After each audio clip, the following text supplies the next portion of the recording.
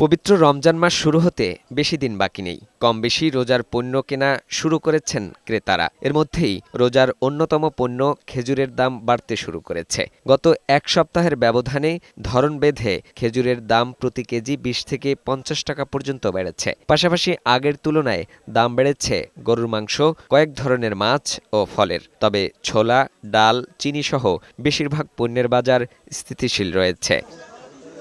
একই সঙ্গে ঊর্ধ্বমুখী রয়েছে মুরগি ও কাঁচামরিচের দামও। লেবুর দামও বেড়েছে। তবে কিছুটা স্বস্তি মিলছে শীতকালীন সবজি ও পেঁয়াজের বাজারে। ক্রেতারা বলছেন, রমজান আসার আগেই দাম বাড়িয়ে দেয় একটি চক্র। রমজান আর না রমজান নেই, আমি তো যখনই কিনি দেখি সবকিছুর দামই বেশি। আমার বিশ্বাস যে সরকার সামনে আসতেছে, এরা যদি শক্ত হাতে ধরে তাহলে হয়তো আমাদের দেশটা এই বাজার যে ঊর্ধ্বগতি, এই অস্থিতিশীল থেকে আমরা রক্ষা পেতে পারি।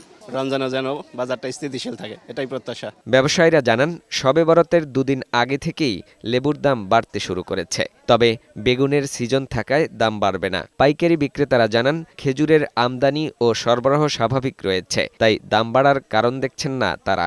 আজকে 3 দিন তো গেছে গা, সব রাত গেল, তার 12 দিন পরে রোজার বাজার তো অনেক করে মানুষ, তো কোনো জিনিসের তো দাম বাড়ে না, আর কমতে আছে। বেগুনের সিজন এবার বাড়বে না। লাউ 70 টাকা 80 টাকা, টমেটো এলাকা 60-50। একটা দোকান চাইতে গেলে একটা স্টাফ লাগে, একটা দোকান ভাড়া আছে, লাইটিং ভাড়া আছে, সিকিউরিটি বিল আছে, এগুলো সবকিছু মিলে কিন্তু এই মালের উপরে রেটটা পড়ে। রমজানের আগে বাজার মনিটরিংয়ের দাবি জানিয়েছেন ক্রেতারা। ফাহিম মুনায়েম, বৈশাখী সংবাদ, ঢাকা।